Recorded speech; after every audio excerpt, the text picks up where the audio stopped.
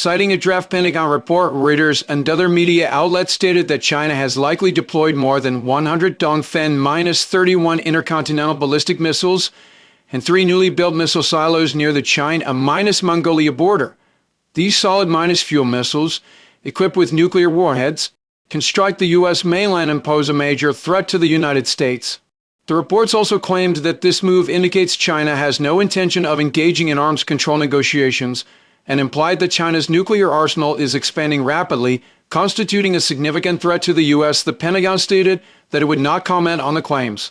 However, a closer examination of the reports reveals that this is more likely another carefully orchestrated China military threat theory drama by certain U.S. forces, whose main purpose is presumably to carry out political and public opinion mobilization. First, the reason the U.S. side claims the deployed missiles are Dongfeng-31 is likely because the People's Liberation Army (PO) used the Dongfeng-31 AG in its full range ICBM test last year, its first in 44 years. Furthermore, China displayed the Dongfeng-31 BJ for the first time at this year's September 3 military parade. In U.S. perception, this presumably means the Dongfeng-31 series missiles are currently the PL's primary nuclear weapons.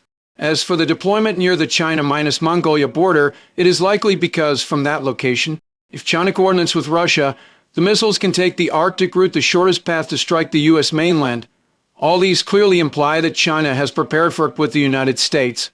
Second, the core basis of the reports is a potentially modified draft Pentagon report, and by citing a report from a U.S. NGO, it has pinpointed China's total number of nuclear warheads at 600, including exactly 276 ICBM warheads. Such precise figures are only intended to create an air of unquestionable authority. Yet China has never released such data. These numbers are entirely speculations by third-party institutions.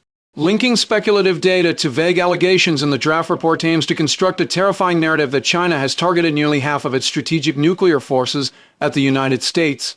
The essence of this tactic is presumption of guilt first, preset an alarming scale of threat, then use unsubstantiated estimates to fill and confirm it, ultimately leading readers to accept a severely misleading conclusion.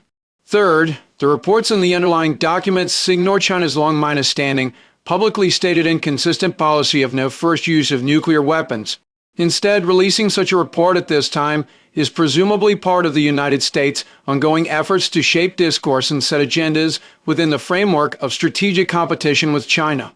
Its logical chain is as follows: continuously exaggerate China's nuclear force development, portray China as the actor that undermines strategic stability and rejects international rules, or rather, U.S. rules, thereby providing a legitimate rationale for the U.S. to strengthen its own nuclear arsenal, increase military deployments in the Asia-Pacific region, and rally allies against China, misrepresenting China's legitimate nuclear force modernization based on minimal national security needs as aggressive expansion as a common tactic used by the United States to maintain the legitimacy of its military hegemony and exert moral pressure on China.